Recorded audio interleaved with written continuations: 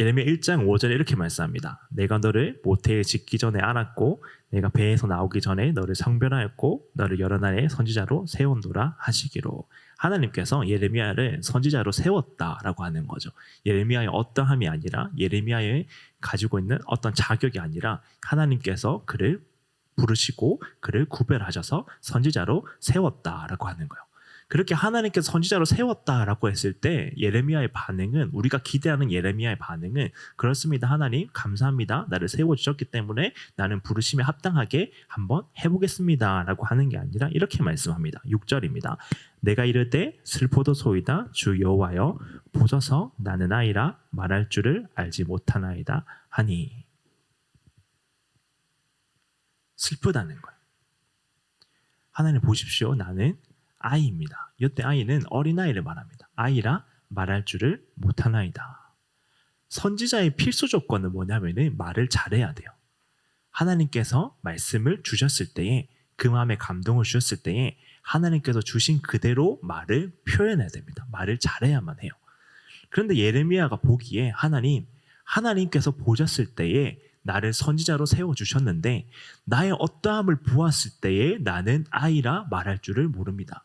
선지자의 가장 중요한 말하는 능력, 말하는 그 어떠함을 나는 도무지 가지고 태어나지도 못했고 그럴 능력이 없습니다 라고 하는 거죠. 우리의 모습과도 같아요. 우리는 하나님께서 성도로 불렀는데요, 정말 안타까운 건 뭐냐면은 성도로 불렀는데 믿음이 없는 거예요. 하나님께서 나를 하나님 믿는 사람으로 불렀는데 나는 하나님 믿습니다로 고백하는데 하나님을 100% 신뢰하지 못할 때가 많아요. 하나님께서 나를 하나님 나라의 백성으로 삼아주셨는데 나는 하나님 나라에 살고 있다라고 고백을 하면서도 그 하나님 나라의 백성됨을 다 누리지 못하고 하나님 나라의 백성이 내 삶의 전부가 되지 못하고 살아갈 때가 많은 거죠. 우리의 모습이 그렇습니다.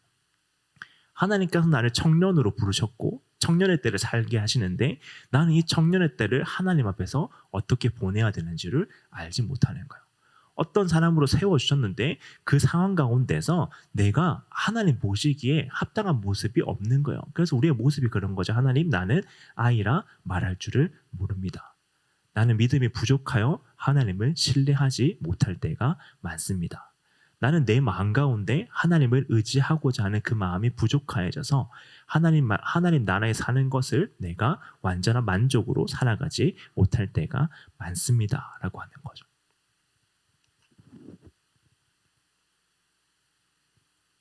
그래서 또 이렇게 말합니다. 7절에 이렇게 말씀하십니다. 여호와께서 내게 이르시되 너는 아이라 말하지 말고 내가 너를 누구에게 보내든지 너는 가며 내가 내게 무엇을 명령하든지 너는 말할지니라. 아이라 말하지 말라는 거예요. 하나님께서 보실 때에 하나님께서 보실 때에 내가 너를 불렀다라고 말할 때에 너는 아이라 말하지 말라. 너는 너의 삶이 지금 부족하다라고 말하지 말라. 너의 어떠함이 지금 하나님의 일을 수행하는 데 있어서 부족함으로 다가오는 거라고 말하지 말라. 너가 해야 되는 것은 무엇이냐면은 누구에게 가든지 너는 가며, 하나님께서 누구를 보내시든지 간에 누구에게 보내도록 하시든지 간에 그 말씀에 순종해서 너는 가며 무엇을 명령하든지 너는 말할지니라. 아이가 아니라는 거죠.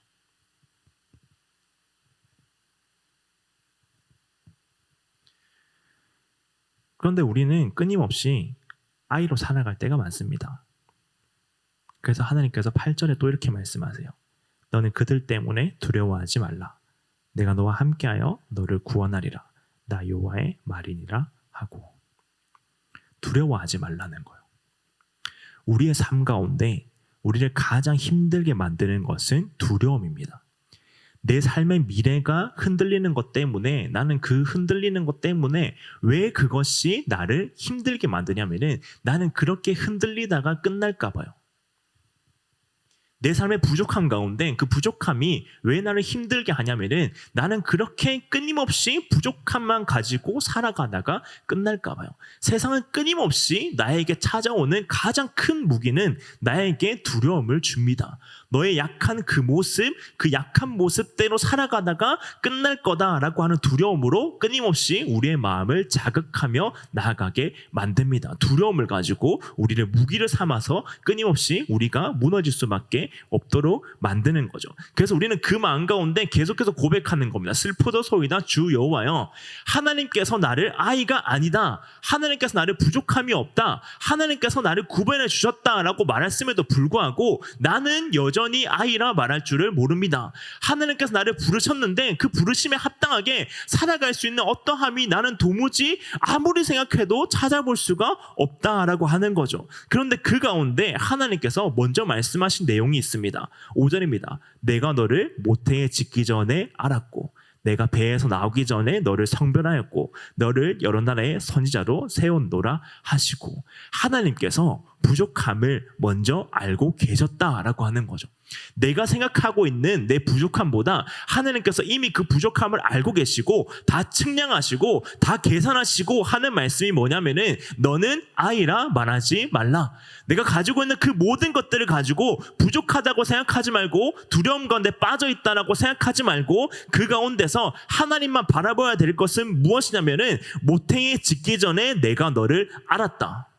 배에서 나오기 전에 내가 너를 구별하였다. 거룩하게 구별하였다.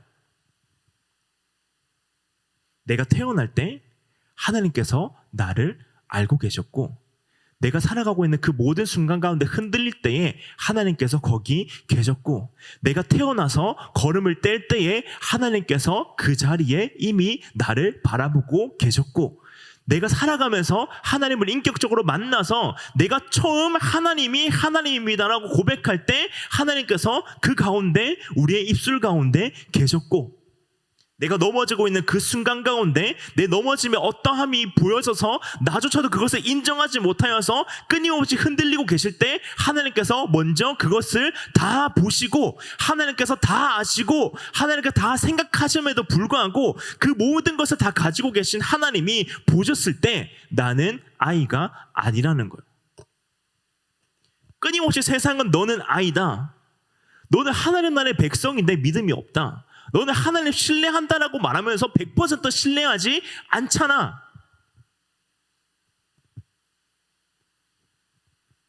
말하고 있는 그 모든 순간 가운데 하나님은 이미 다 보셨다는 거예요. 하나님이 처음부터 끝까지 다 보셨는데 너는 아이가 아니다. 내가 너를 구별하여서 성별하여서 불렀기 때문에 너는 아이가 아니다라고 하는 거죠.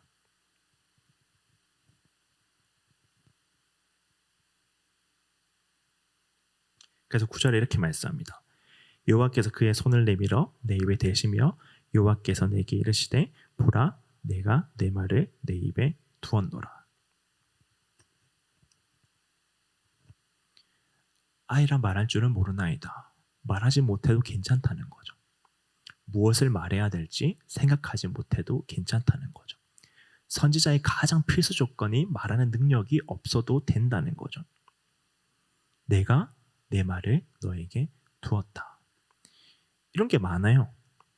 성경에 이런 인물들이 많습니다. 모세는요, 하나님께서 불렀을 때 나는 입이 둔한 자다. 나는 하나님 앞에 하나님께 쓰시고자 하는데 나는 도저히 쓸만한 구석이 없습니다. 보낼 만한 자를 하나님 보내주십시오라고 하는 거죠.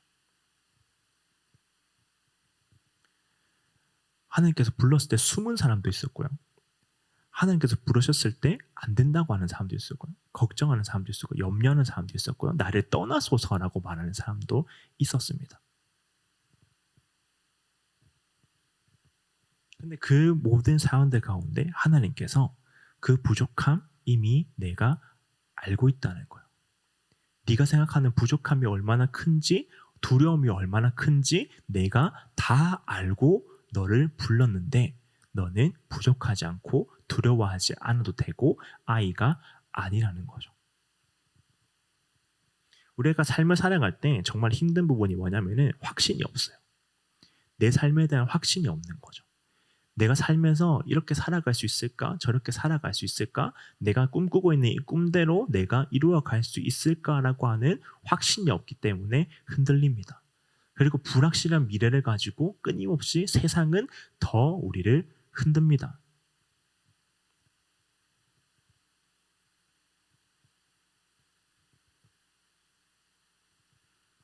끊임없이 넘어뜨리려고 하는 거죠. 너는 필수 조건이 없어.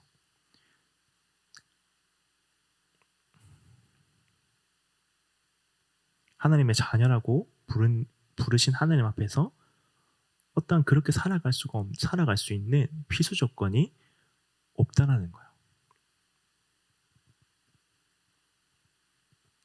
이스라엘 백성들이 그랬습니다. 유다 백성들이 그랬어요. 예레미야가 말하는 거죠. 부르시는 대로 하나님께서 말하는 대로 갔습니다. 말씀 주시는 대로 말씀을 전했습니다. 누구에게 보내든지 간에 갔습니다. 갔을 때에 예레미야의 핵심 메시지에 가장 중요한 게 뭐냐면은 유다는 망한다는 거예요. 예루살렘은 함락된다는 거예요. 예루살렘 성전은 다 무너진다는 거예요. 그리고 바벨론 포로로 끌려간다는 거예요. 그리고 그 뒤에 70년 뒤에 다시 돌아오게 될 거라는 게 예레미야의 메시지였습니다. 그런데 사람들이 보았을 때에 말이 안 된다는 거죠. 너 하나님의 선지자 맞아? 너 하나님 이끄시는 사람 맞아? 하나님이 정말로 네 입에 하나님 말씀 넣어준 거 맞아? 그런데 어떻게 해서 하나님께서 만든 예루살렘 성전이 무너지냐는 거예요. 하나님께서 세운 예루살렘 성벽이 어떻게 무너지냐는 거예요. 어떻게 함락될 수가 있냐는 거예요. 하나님 나라 백성이, 하나님 믿는 백성이 어떻게 망할 수가 있냐는 거예요. 어떻게 바벨론 포로로 잡혀갈 수가 있냐는 거예요. 끊임없이 비방하는 내용들이, 심지어 바벨론 포로로 잡혀가는 그 순간에도, 바벨론 포로로 잡혀가고 나서도 예레미야를 끊임없이 괴롭혔습니다. 너 아직 아이 아니야? 너 하나님 주시는 그 메시지 받은 사람 맞아? 너 진짜 선지자 맞아? 라고 끊임없이 예레미야를 괴롭히는 거죠. 끊임없이 예레미야는 거기에 시달리다가 살다가 죽었습니다. 근데 역대하가 끝나고 나서 에스라가 딱 시작될 때에 이렇게 시작해요. 에스라 1장 1절입니다. 바사왕 고레스 원년에 여호와께서 예레미야의 입을 통하여 하신 말씀을 이루게 하시려고 바사왕 고레스의 마음을 감동시키시매 그가 온 나라에 공포도 하고 조서도 내려 이르되.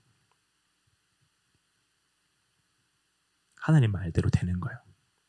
하나님이 예루살렘 무너진다. 예루살렘 성전도 무너진다. 유다는 망한다. 70년 동안 포로가 된다라고 하는 말씀이 예레미야의 입을 통해서 하신 말씀이 그대로 다 이루어지고 그 다음 회복하는 거죠. 다시 돌아오게 된다라고 하는 말씀도 그 가운데 가는 거예요. 이런 말이 우리에게 다가올 때가 있어요. 나도 인정이 되지 않는 거죠. 하나님께서 나를 부르셨다. 나를 성별했다. 나는 아이가 아니다. 나는 부족하지 않다. 나는 두려워하지 않아도 된다라고 하는 게 나를 둘러싼 상황이 그게 말이 안 된다는 거예요. 내가 아이가 아니라는 게 말이 안 된다는 거예요. 내가 부족함이 없다는 게 말이 안 된다는 거예요.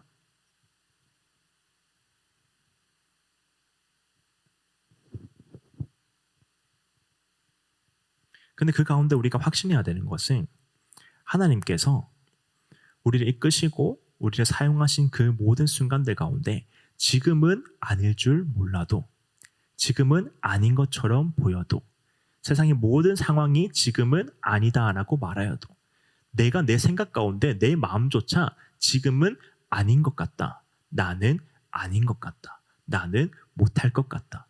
그 말대로 이루어지지 않을 것 같다. 하나님께서 하신 말씀 의심이 든다라고 하여도 하나님께서 반드시 이루고자 마시는 것은 뭐냐면은 하나님 말씀은 1.1핵도 틀리지 않고 이루어간다는 거예요. 1점이 뭐냐면 여러분 1.1핵이라고 했을 때 점이 뭐냐면 우리가 생각하는 1.1핵은 점은 뭐 마침표 이런 것처럼 생각을 합니다. 근데 1점이라고 하는 거 뭐냐면은 히브리어 알파벳 중에 하나예요.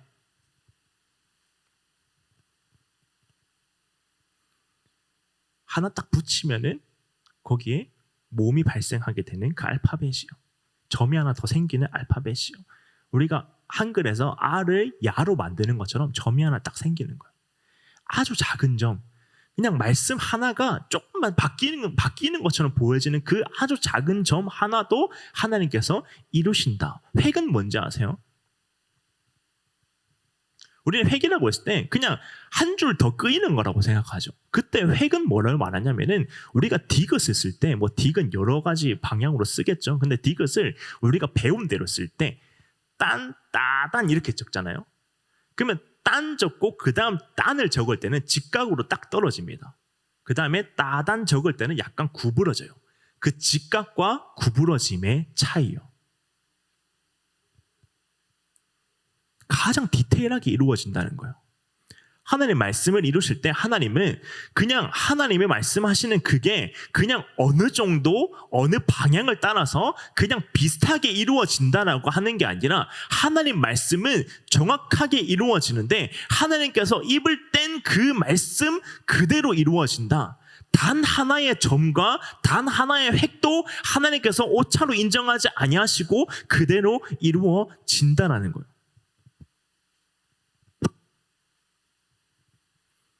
우리가 되게 만드는 거는요. 나를 나되게 만드는 것은 나를 하나님의 백성 만들게 되는 것은 이 하나님의 말씀이 1.1획도 틀리지 않는다. 내가 너를 불렀고 너를 성별했고 너를 부른 그 가운데 너를 사용하겠고 너를 여러 나라의 선지자로 세우겠고 라고 말씀하신 예레미야에게 말씀하신 그 하나님 말씀이 1.1획도 틀리지 아니하고 그대로 이루어진 것처럼 우리 가운데 의심이 들고요, 부족함이 들고요, 불안함이 들고요, 내 마음 가운데 내 삶 가운데 하나님께서 함께 계시면 나는 왜 이렇게 흔들릴까라고 생각하는 그조차도 하나님께서 반드시 사용하셔서 이루어 가셔서 내가 하나님의 영광에 합당하게 내가 하나님을 영화롭게 하는 것에 합당하게 내 삶을 통하여서 하나님이 빛나게 하시는 것이 확신하게 드러날 수 있도록 내 삶이 하나님 앞에서 가장 아름다운 모습으로 세워지도록 만들겠다라고 하는 그 말씀이 틀리지 않고 이루어진다는 거예요. 성경에 적혀 있거든요. 내가 너를 사랑한다. 내가 너를 불렀다. 내가 너를 구별하였다. 내가 너를 기억하였다. 내가 너를 사용하겠다. 내가 너를 보내겠다. 내가 너를 통하여서 하나님 말씀이 이 땅에 날마다 끊임없이 선포되게 하겠다. 내가 너를 통하여서 하나님 정말 살아계시다라고 하는 것이 확신이 들도록 하겠다라고 하는 그 말씀 하나하나가 우리의 삶 가운데 우리의 삶을 이루고 그 말씀이 이루어지고 우리의 삶 가운데 의미가 생겨나는 거죠.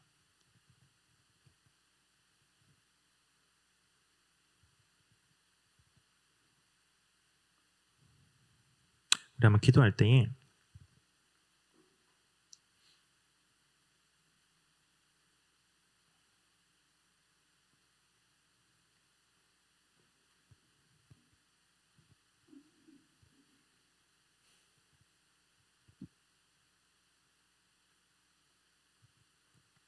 우리는 생각해요. 내 안에 뭐가 있을까?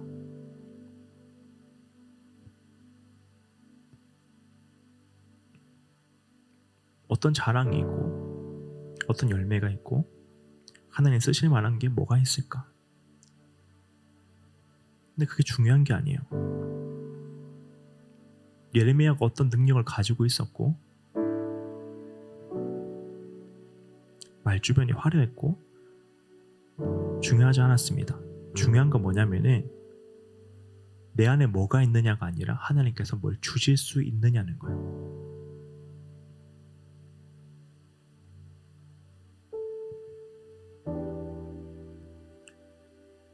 그리고 또한 우리에게 중요한 것은 고백하는 거예요.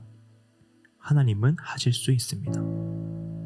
나는 내 안에 아무것도 없어도 하나님은 하나님의 일을 이루실 수가 있습니다. 라고 고백하고 믿고 살아가는 것을 우리는 순종이라고 부릅니다. 역대상을 시작할 때 아도니아는 여호와의 제단 뿔을 잡았어요. 그 뿔 잡으면 안 죽는다라고 생각을 했거든요. 뿔을 잡았습니다.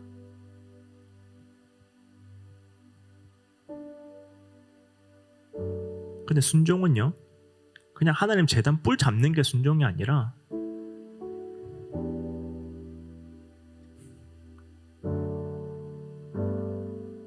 하나님의 제단 앞에 무릎을 꿇는 거예요.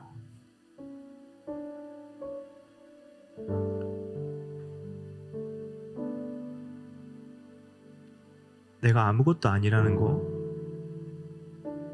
하나님 앞에서 인정하는 거예요. 그런데 내가 아무것도 아니게 만드는 게 하나님이 원하시는 게 아니라 내가 아무것도 아닌 것 가운데 하나님께서는 채울 능력이 있으시고 나를 사용할 가치가 있다라고 인정하시고 내 삶의 모든 한 부분 한 부분을 기억하신다는 것을 깨닫는 거예요.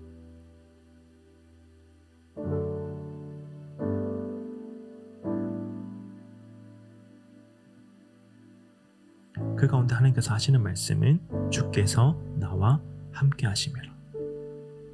제단 앞에 무릎을 꿇고 있는 나와 함께 하심이라. 어린아이와 같지만 하나님께서 함께 하실 때 어린아이가 되지 않습니다라고 고백하는 나와 함께 하심이라.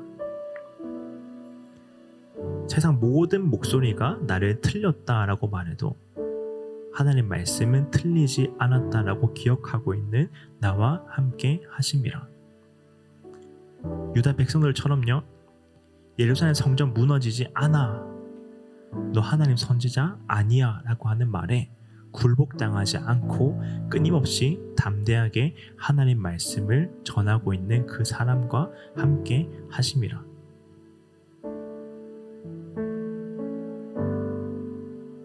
순종은요, 하나님이 하실 수 있다라는 것을 인정하는 거예요. 그냥 강압적으로 하나님께서 뭐 지켜라 라고 하는 게 아니라 내가 그것을 지킬 때 하나님께서 하실 수 있습니다라고 고백하는 거예요. 순종해 보는 겁니다. 내가 아이가 아니라라고 하는 그 말씀에 순종해 보는 거예요. 무릎 꿇어 보는 거예요. 인정해 보는 거예요.